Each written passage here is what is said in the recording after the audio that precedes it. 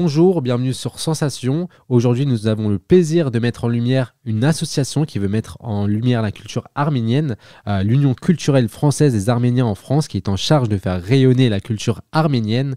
Pour nous en parler, je reçois aujourd'hui Anaïd Samikian, secrétaire nationale de l'UCFAF. Bonjour. Bonjour. Pouvez-vous me présenter votre association ? Oui. Notre association est née en 1949 à la suite après la Résistance, donc après la guerre et après la Résistance. Et la première association qui s'est formée à la suite de la Résistance, c'était la Jeunesse arménienne de France en 1945. Et en 1949, s'est formée une association de membres qui étaient aussi très proches des résistants étrangers et qui était plus une association un peu plus âgée, des aînés, si vous voulez. Donc ces deux associations ont pendant très très longtemps travaillé ensemble, les jeunes et un peu moins jeunes, l'UCFAF. C'était les aînés, mais ils sont issus des mêmes valeurs, ils sont issus des mêmes engagements pendant la Résistance. Est-ce que finalement, encore aujourd'hui, les jeunes n'apportent pas quelque chose de nouveau au sein de l'association ? Est-ce qu'il y a encore des jeunes adolescents ou des jeunes qui font partie de l'association ? Alors, il y a des jeunes, mais ils sont plus nombreux à l'association parallèle et amie qui s'appelle Jeunesse arménienne de France. D'ailleurs, nous partageons dans le 10e les locaux. Cité du Vauxhall, et dans notre association, il y a un peu plus d'adultes. Et pouvez-vous me parler des missions et des projets que vous êtes amenés à réaliser au quotidien ? Alors, les activités régulières que nous faisons auprès de notre public, ce sont surtout en ce moment beaucoup de conférences, mais dès qu'on peut, on diversifie le plus possible les activités qu'on peut mener. Par exemple, on a été la première association à organiser. Alors, on organisait il y a assez longtemps des voyages en Arménie, et on a été parmi toutes les associations arménienne, la première à organiser des randonnées en Arménie. Alors, la dernière, c'était en 2011. Il y a eu aussi tout un cycle de projections cinématographiques. Et actuellement, on est surtout sur le volet des conférences. Parce que c'est des sujets d'abord qui traitent soit d'actualité, de sortie de livres aussi, voilà. Donc, et on participe le plus possible à d'autres activités en partenariat avec d'autres associations. Et est-ce que chaque année, c'est un thème différent ? Là, par exemple, cette année, donc, il y a les conférences et le Salon du Livre que vous dites.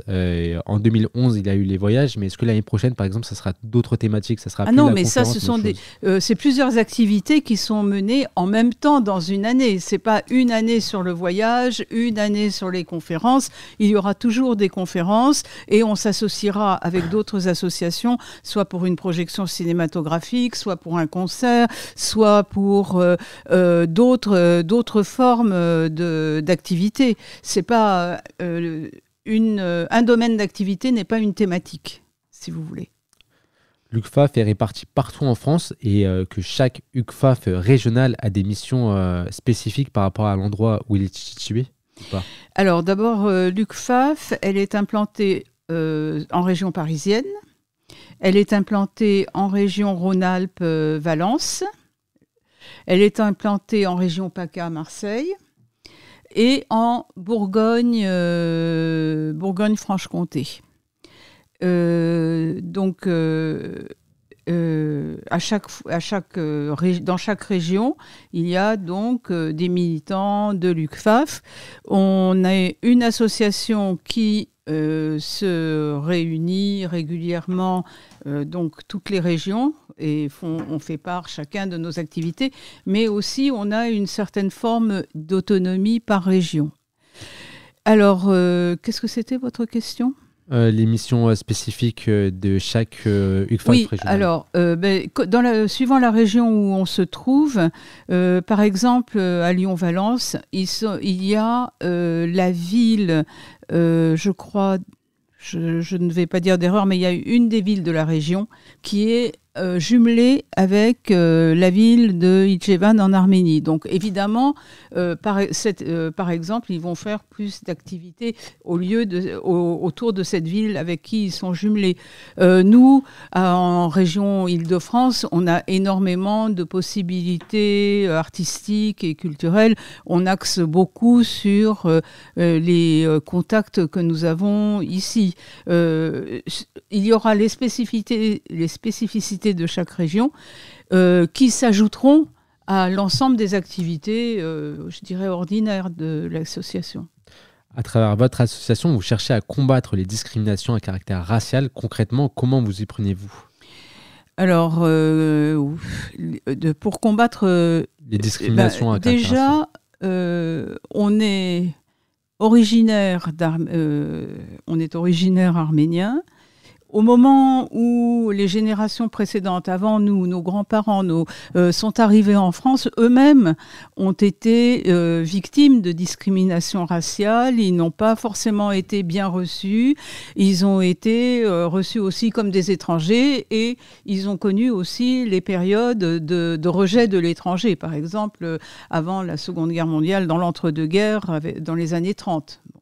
Donc déjà, du point de vue conviction profonde, on a déjà cette culture en nous. Maintenant, pour combattre les discriminations et le racisme en France, on est partenaire avec une autre association du 10e, c'est l'association des citoyens d'origine de Turquie, l'Accord, avec qui on travaille et avec qui on réalise toutes sortes d'activités qui montrent comment on peut être ensemble, comment on peut vivre ensemble et sans les conflits, si vous voulez.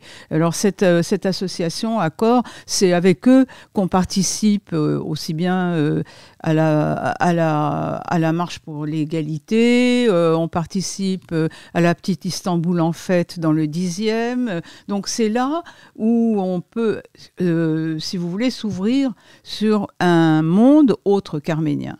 Mais aussi, évidemment, on combat aussi le racisme anti-arménien qui existe en Turquie et en Azerbaïdjan. L'histoire de l'Arménie passe également par la sensibilisation et l'éducation auprès des jeunes. Quelles sont vos actions auprès de ce public ? Nos actions, c'est surtout la présentation. Alors, nos actions, d'abord, l'UCFAF avait un organe de presse jusqu'en 2012 qui s'appelait Ashraj, ça veut dire monde. Et dans cet organe de presse, dans Ashraj, l'UCFAF diffusait aussi bien des nouvelles d'Arménie, aussi bien des nouvelles du Caucase, de Turquie, de Transcaucasie, avait un volet culturel aussi, et avait aussi un volet 4 pages en arménien. Bon, donc ça, c'était un moyen de diffuser déjà. Et puis, la suite de votre question ? Comment vous faites pour mettre en place des actions auprès des jeunes, pour les sensibiliser par rapport à Alors là aussi, on fait des actions, par exemple, certaines activités en partenariat avec la JAF. Donc comme en plus on partage les mêmes lieux, alors on a par exemple un projet qui a dû être reporté en raison de la santé de celui qui menait ce projet, mais on avait envisagé de monter un conte arménien. Je vous parlerai tout à l'heure pourquoi un conte arménien mis en musique et dit par une conteuse. Donc forcément, ça intéressait aussi bien un public adulte que plus jeune. Voilà, par exemple. Et vous faites aussi des conférences. Dans quel but vous faites des conférences? Il nous reste à peine 20 secondes pour ce sujet, mais pourquoi vous faites des conférences? Dans quel but? Parce qu'il y a une énorme production de livres en France et que la plupart du temps, on invite les auteurs de ces livres d'histoire, d'art, de philosophie, etc. Merci Anaïd Samikian d'avoir été avec nous sur Sensation. Pour plus d'informations sur l'UCFAF, rendez-vous sur votre page Facebook. Merci à l'ICPA de nous avoir prêté leurs locaux pour l'émission. Et pour revoir ou réécouter cette émission, rendez-vous sur notre site et notre application Radio Sensation.